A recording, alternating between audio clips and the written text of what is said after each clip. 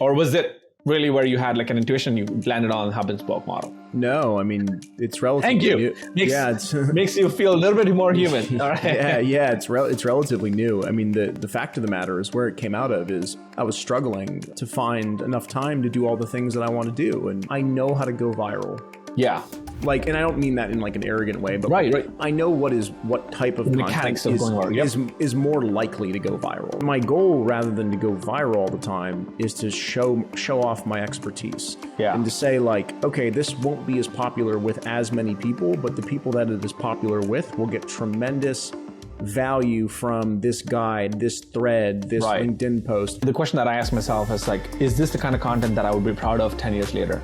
And more often than not, like, even when I'm doing the tactics, the mechanics of writing a listicle or a thread, because that's the tactic according to the algorithm that will work. But I try to like think about the purpose behind the tactic and like try to like drench that tactic in value and then put it out there. What did you think about niches? Like, were you intentional about rhyming at a niche and sticking with it? And second, why do you think the solopreneur niche makes a lot of sense for you? Hey everybody, welcome to the Build in Public podcast. I'm your host KP, and on this show, I interview world-class entrepreneurs, ambitious startup founders, creators, and builders on the internet who are boldly building the future in public.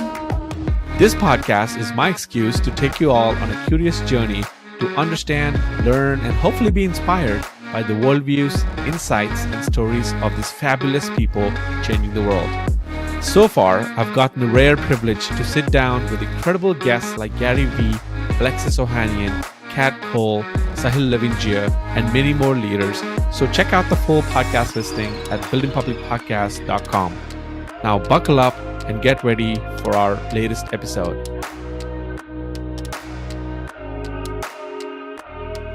Hello, everybody. Welcome to yet another episode of Build in Public podcast. I'm your host, KP, and I am super thrilled today to invite one of my fellow creator entrepreneurs, especially right now. He's in Nashville, so it's like close to my heart because, a lot of you might know that I was in Nashville for 3-4 years and went to school there. But I will read out his bio. It's a pretty prolific bio. But first, I want to say welcome to the show, Justin Welsh. KP, thanks so much for having me, man. I'm excited to be here.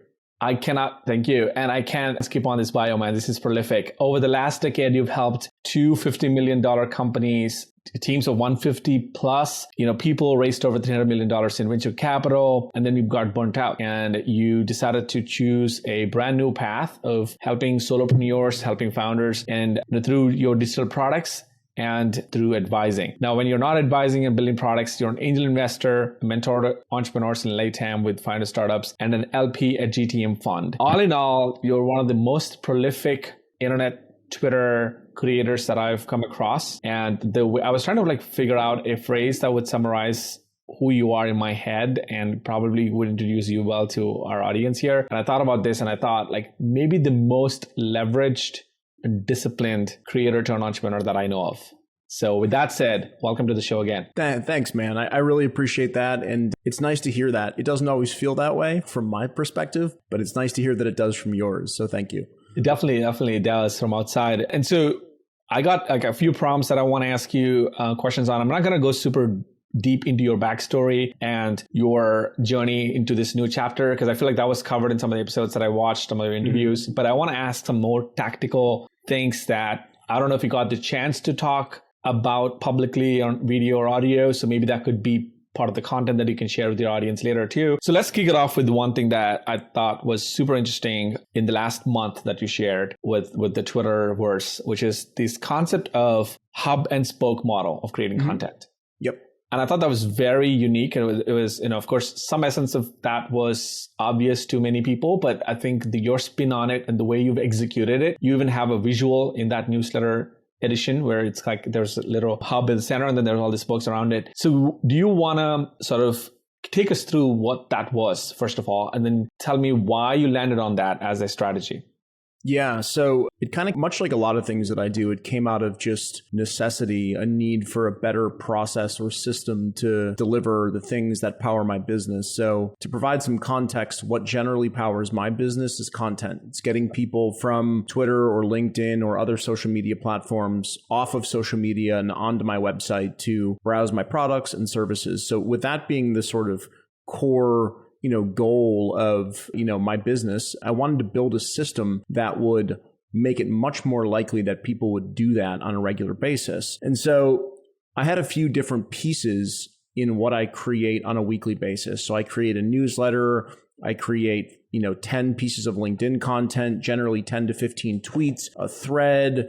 There's a whole bunch of content to create. And I was having a hard time figuring out how to keep going. How to always have something new to write about, how to say something differently than I've said it before. And also not just that part of it, but also how to use that content to drive website visits and familiarity with my products and services. So I started to build this system where I decided to use my Saturday newsletter as essentially my hub piece of content. So the core pillar, not too dissimilar from pillar content, right? Which you've probably heard people like, Gary Vaynerchuk and other folks talk about. So I start by writing my newsletter, and I write my newsletter using a template. My newsletter is relatively similar each week.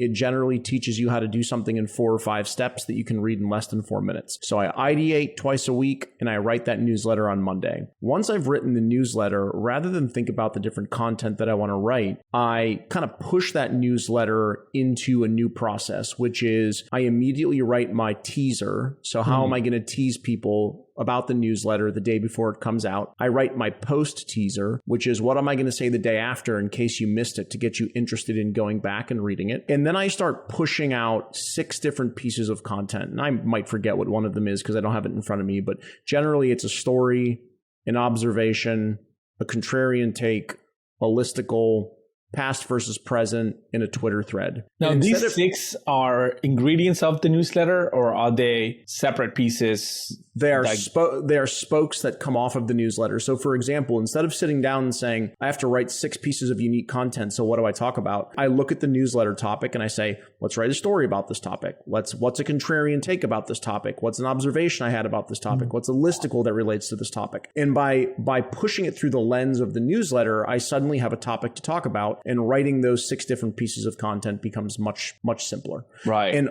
often I can write 2 of each kind, 2 observations, 2 stories, whatever, and have 12 pieces of content. And once I have that content, I can stagger that content out across the next 3 to 4 months. And since it comes off of the newsletter, I always have something to refer back to. So a month from now, when I'm posting a story that's related to the newsletter, at the end of the story, I can say, if this is interesting to you and you want to learn more about it, go check this out. Right, link back. Always. That means all of my content is linked to my newsletter, so I can always send people to my website where they can do a couple of things: subscribe to the newsletter, buy a product, enroll in a service, so on and so forth. So that's sort of how I think about creating the content. I think it's genius. And I, just as someone who's sort of, dabbled in the same space with you for a while now, I feel like I struggle with the same struggle that you talked about, where I'm doing all these things, and a lot of the times they are whimsical, that I do them based on my day or what I'm thinking top of mind. Sometimes I have like, oh, here's an interesting story that I want to share. And they all, like, the justification that I give myself is that they all sort of serve the larger purpose that I have for my niche, which is building in public. They all sort of add up. But what I love about the way you've gone a little bit more concrete is saying, all right, there's this mega niche that I serve, of course, but also there's this almost like a chapter level journey that I'm taking people through. And each chapter can have bullet points of content, all these 6 or 7 styles of content that lines up really well. It's super tangible, practical, and actionable. Like all of your content, man. I love how you break it down that you just can't miss it. I appreciate it. One other question I had was, it seems super crystallized, distilled, and almost like you just woke up and found this. But I'm wondering, all the experiments you ran that got you to this, or was it really where you had like an intuition, you landed on hub and spoke model? No, I mean, it's relatively Thank you. New. Makes you feel a little bit more human. All right. Yeah, it's relatively new. I mean, the fact of the matter is, where it came out of is struggling to find enough time to do all the things that I want to do. And content being a large part of my business was taking up a significant portion of that time. So I actually reached out to another creator who I'm buddies with, Dan Coe, on Twitter. Right. And I said, he had written a piece of content about a system, a writing system. And I had seen it and reached out to him and said like, hey man, like, can you just walk me through these like 3 or 4 steps? And he sent me over this Notion page with a little Loom video. And he's like, here are the 4 steps I go through. And I saw that and I was like, oh, that's really cool. But I think that I can customize this to make this more my own. And so Dan kind of shared these 3 or 4 steps and I turned it into 10 steps. So it's like most things, it's not uniquely mine. It is a riff off of something else or somebody else's tactic, right? And so I just made it uniquely mine by customizing it to the way that my brain works. And that's where it came from. Another thing that I appreciate just as another creator in space, also sometimes even an audience member, is a lot of the stuff that you talk about right now in the podcast or through your newsletter is free. It's out there. You're not really charging for that strategy. And I feel like there are some people who could charge for that strategy. And, there are some people who would pay for that strategy. But what I appreciate though is, similar to Gary Vee model where I think, you just give it away and you build this affinity and a bit of a trust and this reciprocity factor of kindness. You're saying, hey, I'm just giving it away. I just learned something new, hard way, giving it away for you for free. Use it. Let me know how it works. And maybe one day down the line, you'll buy one of my courses or something else, right? Is that intentional? Because that's the way I read it. And I felt so connected to it. Yeah, it is intentional. And it's intentional, but there's also like a piece of luck attached there. I had a good career before I became a creator. So I was an executive, I was a VP of sales and a chief revenue officer. So I've been fortunate enough to be in a steady financial position for a long time. And therefore I don't need to try and take everything that I think is interesting or unique that I produce and turn it into something that I monetize. So the way that I think about it is there are opportunities to monetize. And of course I take those. I have 2 digital courses. I have, coaching packages. I have all that different stuff. But my whole goal really throughout the rest of 2022 and the early part of 2023 is just to build incredible top of funnel, to build a tremendous amount of trust and to really play that long game with the monetary side of the business where, if I don't make another dime the rest of 2022, I'll be okay. I hope I do, by the way. But I think I will. But I think that by being patient and by really putting a ton of effort into the top of funnel and trust, that I'll have a much bigger 2023, 24, and 25.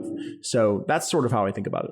I love it. Decades and not days, right? The other thing that I, wanted to riff on and appreciated about the way your content comes off is, first of all, it's so authentic. Most of that stuff is like, stuff that you struggle with or you found out or you discovered. So it's very much your narrative on what's happening, your lens. But so much about it is, something I talk about in all my attempts and all my advice sessions is that don't just aim for attention and trust. Because I think a lot of the times creators are just trying to like aim for short-term attention, which means that they will take some short-term steps. Like you could like gain attention by doing some dumb shit. Right? Like I could insult somebody and gain attention on Twitter, or I could just like dunk on someone, or I could just like say something super crude or, like I don't know, polarizing, gain attention. But am I gaining trust? Am I gaining brand? Am I gaining like this long-term effects? Probably not. I think what I loved about the way you've built your career, or at least in the last 2 years that I've followed you, is so much of it is built on trust. And it's not it's not about optimization for attention. So sometimes I notice that some golden gems you drop don't go viral and you're okay with it. And you're still like going back and trying to like build that trust as much as you're trying to build that attention. Very cool. Yeah. I know how to go viral. Yeah. Like, and I don't mean that in like an arrogant way, but right. I know what type of content is more likely to go viral. Right. And so like, if I really wanted to sit around all day and only put together content that just went crazy, right? I could do that. What I have found generally is like, for example, like there's certain people on social media, and by the way, I try never to pick on anyone who's trying. So like that's not my goal is to down talk anybody, but like there are certain people who just do listicles or just do Twitter threads that books and, tools. Or Wikipedia articles or whatever. Yeah. I mean, by the way, I'm guilty of doing some of those things. So it's not like, no one's got the high, no one's got the, what do you call the pedestal here? Yeah. Right. Totally. But my goal, rather than to go viral all the time, is to show off my expertise. Yeah. And to say like, okay, this won't be as popular with as many people, but the people that it is popular with will get tremendous value from this guide, this thread, this LinkedIn post. And it's funny because when I see a lot of folks, especially on my primary channel, which is still LinkedIn, there's a lot of talk around, like recently, I have 250,000 followers and my content might get 1,000 or 1,200 reactions. And there are people with significantly fewer followers that get higher traction than I do.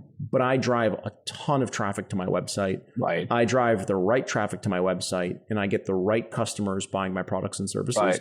And I'll take that any day over, just virality. Yeah. No, I mean, the other thing too is you look back, like I think the question that I ask myself is like, is this the kind of content that I would be proud of 10 years later? And more often than not, like even when I'm doing the tactics, the mechanics of writing a listicle or a thread, because that's the tactic according to the algorithm that will work. But I try to like think about the purpose behind the tactic and like try to like drench that tactic in value and then put it out there, as opposed to just leveraging the tactic and just putting some random shit that I'm not proud of or like something that like not even relevant to me on there. So at the very minimum, I'm trying to like solve for n=1, which is like me. And would I read this? And so even when the tactic is listicle, but if it's the stuff that I would read, I care about, I feel like the persona behind me, thousands of people like me, hundreds of thousands of people like me who want to know about this will read it and find value. So that's where I think it's slightly different. To your point, like also in the long run, the ripple effects, my joy comes from not watching like the reactions and the responses and like everyday stats. It comes from like a random DM from some guy in Kenya saying, KP, I listened to you in like January. Like you told me that you should check out Bubble or whatever, one of the no-code tools. And I built this thing, check it out. I dedicate this to you. I'm like, it's wild to me. That's like, wow, I don't even remember, talking about Bubble back then. So I think those are like the intangible stuff is my real driver. And I hope that I'm sure like you feel the same way, even despite all the tangible metrics and the conversions that are great, the joy comes from something that's beyond them.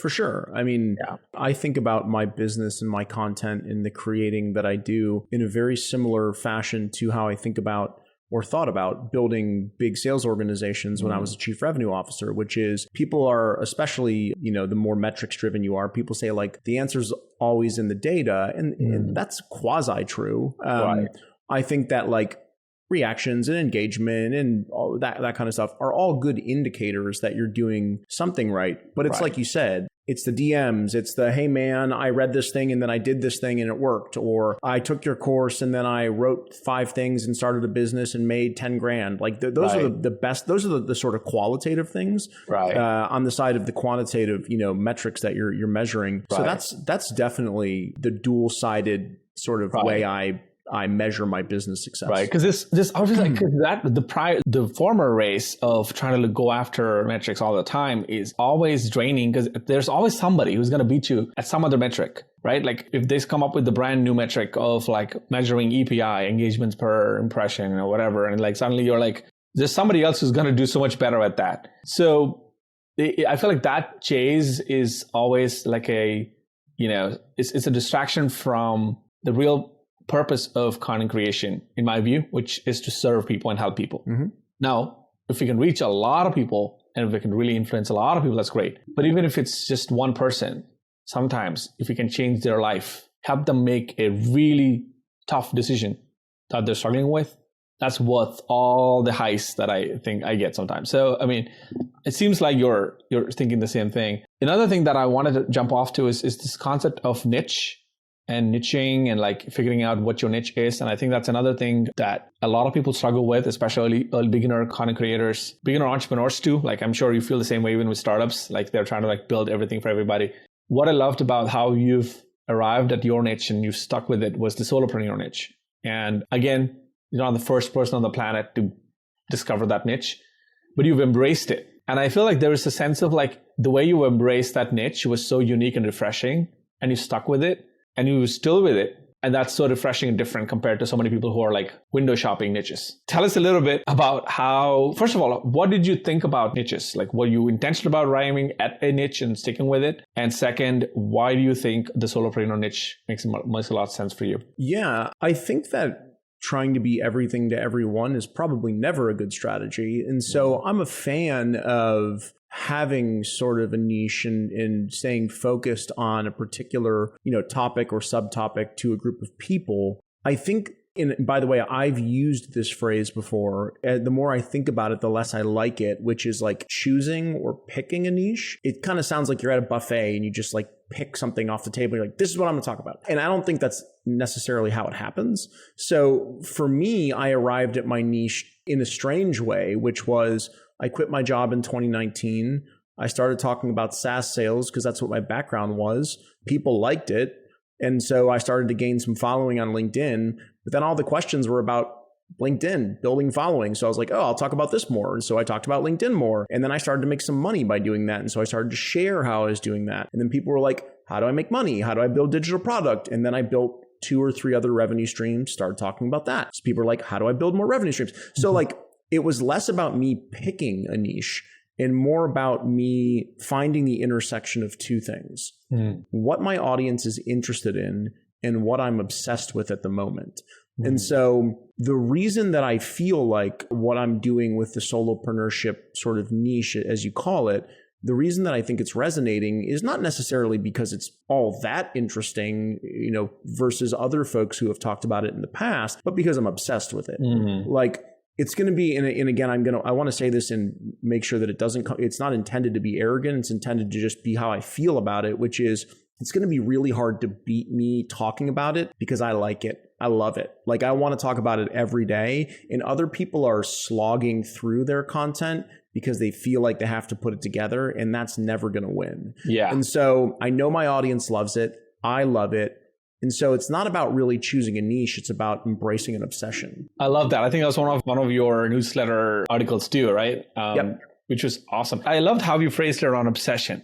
And I think it's so important because it's not something that you're able to cruise through or just surf high level. Like case in point, the way I think about like my niche, it's billing in public. And when I chose that niche, it was not really a choice. It was more so like at the time, I was building a lot of side projects, a lot of the no-code stuff in public, and I was sharing screenshots. I was like showing stuff that people had never seen before. So kind of like your revenue charts. And I was just like putting it out in the open and asking things in the open. And I think a lot of people were referring me in under other threads and saying, okay, tagging me saying, KP's this guy building public, blah, blah, blah. And I decided, well, you know what? This is something that I think I would do for the rest of my life, at least for another 2 decades easily, because I don't see going back and building in private ever as a pathway, because it makes no sense to me. So I'm like, that makes sense. And it's also another topic. It's a topic that the way I think about a niche is, what is the topic that somebody could wake you up at 4 a.m. in the morning and you would not skip a beat and you would just talk about it right away and then go on for hours? This seems like the answer. The right phrase is, what are you obsessed about?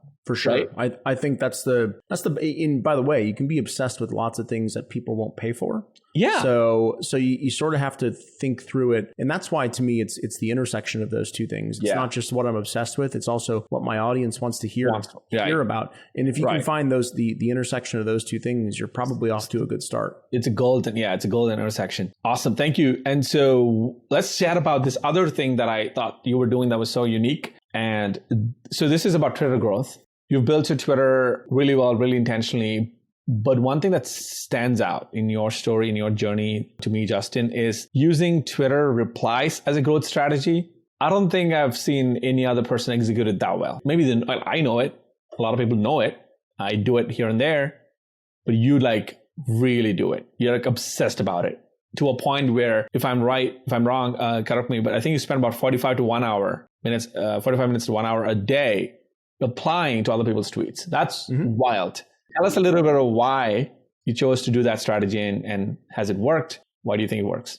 Yeah, it's So there are two different engagement things that I do. You call them strategies, but they're not really strategies, just things I do, which is each morning when I release my social media content on Twitter and LinkedIn, I engage with my audience for 45 to 60 minutes, just depending on the day. Today is like the first day in a very, very long time that I just needed a break. And then I might spend 15 to 20 minutes engaging with other people's content. But generally it started as a habit. So when I started writing on LinkedIn in late 2018 and then gave it another shot in early 2019, I'm just like everybody else who's getting started with content. You're like reading about like how do you get more engagement? How do you get more popular? All those different things, right? All the blogs we read. And everything that I read was like, make sure that you engage with your audience for the first 45 to 60 minutes. I'm like, I'll do that every morning. Because as a reminder, I left my job in the middle of 2019. So it was harder in the beginning. And I just was doing it because I was like, I want to grow and I want to check this out and I want to learn. And it became a habit. And so I wake up, pour coffee, post my content, engage with people. And so after a couple of years of doing that, I finally decided to embrace Twitter. And when I embraced Twitter, I was like, I think that you have to do the same thing. I don't know, right? It's not like a rule, right? It's not like anyone's forcing me to do it. But I was like, I think if I want to grow, that I should be interacting with the audience who interacts with me. And so I just cut that time out in the morning and said, all right, here's the time I'm going to spend each morning doing that. And as I started to do that, I started to form a small network of relevant people, right? You, Dan Coe, Nicholas Cole, Dickie Bush, Sahil Bloom, yep. all these different guys just started to reach out to me and we started to form small friendships. And so I decided, okay, they're all relevant to what I create. And I like these folks. So I need to figure out a strategy for being able to engage with their content if it's relevant. I don't force engage. It's just like, is this relevant? I'll engage with it. Right. And so I use Black Magic by Tony. And I installed that. And what that did was allowed me to form a favorite group. Once in the morning and once in the evening, I go through, check out all their content, add some value, and that's it. Nothing too complicated. It is complicated, man. It's not complicated, but it's super high impact. And I really you made me use that strategy in the last, couple months, a lot of the time. Every time I do it, I think about you. Every time I'm engaging with somebody else, I think about you. I'm like, dang, Justin must be doing this like in his freaking sleep, And I appreciate it because I think, maybe it was commonplace behavior in LinkedIn, in that world. Definitely not in Twitter.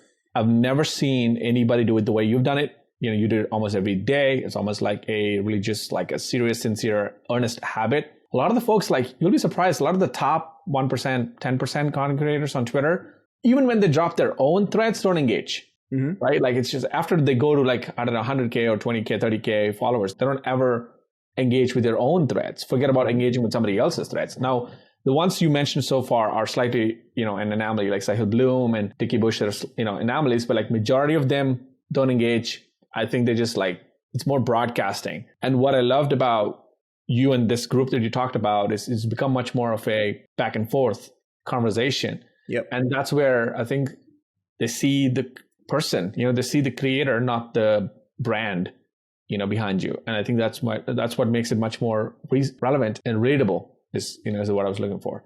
For sure. So yeah, Arvid Kaul does a great job too, by the way. Definitely. And Sharath and a few others. So I think this is a behavior that's picking up and I'm happy that it is. So on that note, I wanted to ask you, because you'd seen both the worlds of LinkedIn and Twitter, and I have not much exposure with LinkedIn. What was if you have to summarize the way you approach LinkedIn and context switch and summarize and the way you approach Twitter, how do you view them differently? Or are they even different, or are they similar in a sense? They're more similar than people think. LinkedIn has a longer character limit. This is really tactical, but I do think it matters. You can write 3,000 characters on LinkedIn where you can do 280 on Twitter. Of course, you can do Twitter threads. So every LinkedIn post that you choose to actually anything relatively medium length is kind of like a thread, because LinkedIn, in Twitter, you scroll and you see full tweets. And if someone does a thread, you have to enjoy that sort of hook tweet in order to open up and go down the thread. Every LinkedIn post is like a thread. So 3 lines and then a see more button. So you got to have a sharp hook. You got to be compelling. You got to get straight to the point. I think it was Sahil Bloom who said that Sam Parr talked about your first line kind of punching the reader in the face. So I always think about that when writing LinkedIn content. And so there's just a different style. And I'm glad I started on LinkedIn. I feel like LinkedIn is a much happier sort of professional place than Twitter, which can be a little, different. meaner, a little harsher. So I kind of cut my teeth on LinkedIn. I got trolled plenty of times in 3 years on LinkedIn. So by the time I came over to Twitter, I had thick enough skin where nothing really matters when people aren't very nice. But the difference is the writing style. And I think the difference is right now, LinkedIn engagement in organic growth is much faster than Twitter for most people. I'm finding it to be the opposite right now, but I think that's because you're probably saturated. I've sort of saturated on LinkedIn, but most people can post something on LinkedIn and the same thing on Twitter and get much higher organic reach on LinkedIn. But there's this stigma around LinkedIn that was created on Twitter around how it's cringy and not cool and all these different things. And like, I think I just was talking with Jay Klaus the other day about this, which is like, I don't really care. Like, it's another platform. It's a box and you put words into it and you hit post. Who cares if it's LinkedIn or Twitter? It's great. It's great for business. It's great for meeting new and interesting people. And so like, I was never interested in being cool. I was interested in, engaging, building an organic business, and LinkedIn is a really, really great platform to do that. That's why all the Twitter creators are now coming over there. Right. I've noticed the shift in that. Yeah, a lot of people for sure. Embraced LinkedIn lately. So in terms of content creation, let's say both on LinkedIn and on Twitter, if you had to reflect on your early days and pick out maybe 2 or 3 non-obvious lessons for people who are like just getting started. I think the hard part from what I've noticed is you can get to 300 followers on Twitter. After that 350, 400 to maybe like 5K. That stretch seems like a really long stretch for a lot of people. What would be your advice? And then we'll talk about LinkedIn in a similar setup. Yeah, I think most people on Twitter forget that. And by the way, I'm like pretty new to Twitter, right? I've only been posting there for 10 months, or tweeting, I guess you would call it. But I think most people forget that it's really important to give people a reason that they should follow you. So I see a lot of new accounts sort of tweeting into the ether where they're like, yes, just random sort of nebulous things that aren't like focused on, here's who I am, here's what I do, and here's why I think you should pay attention to my journey on Twitter and why you should click the follow button. The follow button is something that you have to earn. Right. And so if I could give people one piece of advice early in their days in Twitter, it's 2 things. Number 1, set up your profile. Who are you? What are you doing right now? And why should someone follow you? What will they get if they follow you? And then the second thing is to ask yourself 3 questions anytime you're about to tweet something, which is, does this educate the person or my audience that has chosen to follow me? Does this challenge the way that my audience thinks about something? Wow. Or does this motivate my audience to take some sort of action? If the answer is no to all 3 of those things, it's probably good to go back to the drawing board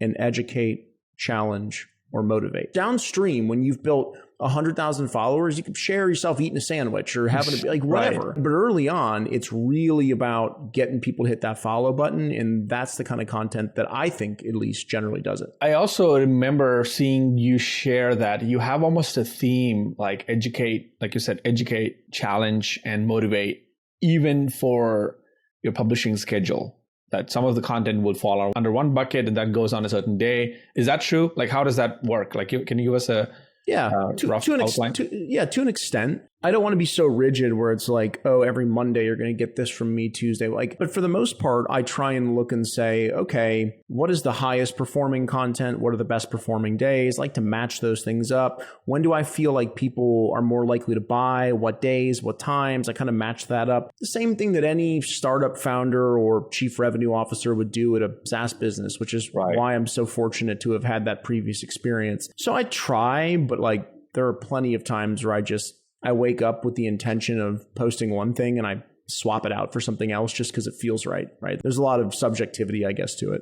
Right. Do you have a content bank, like where you have a lot of your older content or repurposed content or some high-performing content you've saved up? Yeah, I use Shield for LinkedIn. So that's the great thing about Shield app. It's shieldapp.ai. It's essentially like an extension of LinkedIn Analytics built by a guy named Andreas Johnson. And it's sort of the go-to LinkedIn Analytics platform where it gives you more in-depth analytics, but it also saves your content as a repository. Nice. And so you can tag your content, you can sort your content. So I go back and find all my high performance content from, previous years. I rewrite it, I repost it. Sometimes I post it, verbatim. So that's how I think about LinkedIn. And then on Twitter, I use a combination of Twemex and Blackmagic. And so I don't really have a bank. It's just like between Twemex, Blackmagic, and Advanced Search, I can find all my high performance content. So I don't store it anywhere, not in Notion, nowhere. That's a relief, man. I feel like a lot of people actually have crazy documentation, tactics and all that. And I always felt like, am I the weird one? Like I have nothing. I have some in a Notion doc. I've just like pulled from my advanced search. If I ever hit like a, what do you call that? A writer's block, I go to that doc. But I barely hit writer's block because I always have something to say or something that might have, like one of your content pieces would have inspired me. Like it's always so, my other favorite part about Twitter is that you can actually be inspired by what other people are talking about, consciously or subconsciously. So you would say something on Tuesday and then I would be thinking about it on Wednesday and then I would post something on, Wednesday evening, right? So I think there's a great sense of like riffing off of each other's, thoughts too. For sure. So let's talk about courses and your experience, your journey with building these out. So you have 2 courses in the market, correct? One's the LinkedIn one, the LinkedIn I have, it's interesting. I've built 3 courses in my life, 4 actually. Started in 2019 with the LinkedIn playbook, or 2020 actually. And then I turned that into the operating system, which was like version 2 of the LinkedIn playbook. Originally called the LinkedIn operating system until LinkedIn found out about it and told me I couldn't. And then what is it called now? Just the operating system. Okay. Yeah. It was a panic-stricken moment of renaming. And then I built something called the content operating system, which I'm currently not selling right at this moment because I'm actually rebuilding it to make it even more robust and to be a little more relevant to how I build content today. And then I actually have a sort of like what I would call like a hidden course called Idea Audience Proof Product, Build Internet Income. And that was like a course that I released in 2021 early when I first started figuring out how to make money online. I just made the mistake of making it like 3.5 hours long. And so I plan on also rebuilding that probably in 2023 into a more digestible course for solopreneurs. What was your shortest course among all these? The content operating system at about 60 minutes. 60 minutes. Like how was the process of building that course for you? Like what did it entail? Yeah, I mean, so many things, but generally I just time box production. So I'll choose, based on what I think it'll take, I'll choose 21 days and say, okay, I'm going to give myself 21 days to build this course. And then I have it's public, anyone can see it, course launch checklist. And so I just start from step 1. There's like 30 steps on it. And I just do them as fast and as good as I can possibly do them. And I'm assuming this is a video course, correct? It's a video course. Yeah, it's a video course. With slides, correct? Yeah, with slides, all one take, no editing. So like I generally create the art and the landing page first. I pre-sell. If I get enough buyers, I build. If I don't, I won't. And then once I have enough buyers and I can see that there's interest in the market, generally I'll start by creating the agenda. Once I've had the agenda, I create the slides. Once I have the slides, I get it all into, Kajabi, which is where I host my platform or my course, and then I'll record the videos. And my last course took 91 hours to do across 21 days. And I try and value my time at $1,000 an hour. So once I make $91,000, like I've hit it, and then every dollar past that means it's higher than my. What was the most sucky part for you in that 91 hours? The videos, because I don't know how to edit. I mean, I do. I can edit but you don't enjoy it, like a toddler, but I don't know how TikTok works or how iMovie works I don't know how to do any of that stuff. So I don't. So I'd much rather stand in front of the camera or sit in front of the camera and try and knock out an 8-minute video without screwing up. Sometimes it might take 6 different tries.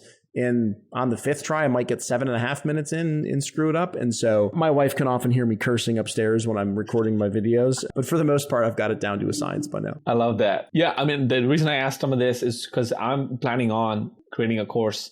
It's my first course. And so I'm like a little nervous and unsure about what the journey would feel like. And so I'm like, similar to you, I have a deadline of 4 weeks. I mean, not 21, but like 28 days roughly. And I almost gave up after first week because it was so frustrating to advance. And I think the thing that I think a lot of people don't realize is actually so much about course creation is building it in private, or like you're kind of doing the stuff ahead of time. So you're not getting feedback loops, as opposed to our Twitter content or LinkedIn content where you have an idea, you formulate it, and then you take it to market within 1 hour. In this case, you got to wait 91 hours unless you do it building in public. Like maybe you show bits and pieces, but I don't know if there's appetite for people wanting to see how the course is made, because it's so interesting. I did build my course that I talked about, the 3.5 hour one, in public. I sent out a weekly update in terms of like everything: website visitors, sales, pre-sale revenue, everything. People actually really enjoyed that. Really? And it led to a huge launch. I had like a $91,000 launch or $90,000 launch in 30 days. And so that was really, I was skeptical about that. I was curious if people would care, because I understand product building, right? Because it's like, if you're building a product, then you're like, oh, you have an idea. Let's say we launch a landing page and there's an excitement on a landing page. Then you're like V1, V2, V3. With the course, the way I thought about it was like, the course is an accumulation of content. And so if I just share a chapter 1, that's just like a piece of the larger puzzle. Would they get it? Would they appreciate it? Would they give me feedback on it? I was really curious about that. But yeah, works well. So then let's double click into it and share that story, because this is the Build in Public podcast. Share that story of how you built that course in public. What was the smallest bit that you shared with the world? A landing page? Yeah, I mean, I shared landing pages, I shared the agenda, I shared did you have a pricing plan at landing page, or I had like a mocked up landing page, right, with an assumptive or a hypothetical price and sort of a hypothetical message and outcome for the buyer, right. And I solicited a lot of feedback by building in public, and then I shared how the slides were coming along. I shared teasers, but I also shared like how I was marketing it. So for example, I would send an email out to my email list and I would post on LinkedIn and Twitter. And then in a spreadsheet, I would literally break it down from impressions all the way down to revenue for every source, so people could see how powerful email versus LinkedIn versus Twitter was. Wow. And people found that really interesting. And they would write back and say like, why do you think email converted a little higher here? Why do you think LinkedIn converted higher here, but not on this day? And so it kind of started getting some conversation going. The cool thing was it was a 30-day journey. And so by the end of the journey, like the basic next step for everyone was to buy the course. Right. It's like they could see the finished pack. It's sort of like the last episode of a season of television, right? Where it's like you've watched the whole season, you're not going to skip the last episode. Right. So it naturally leads into being a good way to sell something. Was there pre-sales on this, or was all the prep work and all the stuff was free and then eventually the sales page dropped at the end? I was pre-selling the whole time. Oh, wow. That's wild, man. And the way that I drove urgency was, rather than just be like, oh, it's $150 and I'm going to pre-sell it for $99, essentially I titrated the price up. So it was like, the more I was like, okay, it's $99 today, then it's $105, then it's $110, then it's $115. And so as people got deeper into the journey, they were sort of like, I better grab this now before it goes up another. Yeah. Oh, wow. Exactly. And so it was a combination of driving urgency through price increases, but also people getting deeper and deeper into the journey. Oh my God. So that was, blew my mind, man. You blew my mind. Can't believe the way you executed it. I'm so happy you did. I would probably, do the same thing, maybe customize it to my audience, but I think it's super, super inspiring to hear that from you. Thanks, man. All right. I think we're, at the top of the hour. Wanted to be conscious of your time. I want to say thank you for being here. Thank you for sharing your insights and playbooks. Sure. And I'll drop the links to your courses and your main website in the show notes. And thank you so much, Justin. Hope to see you again in one of the future episodes. KP, it was a pleasure. Thanks for having me, man. Thank you. Have a good one. See ya. You too.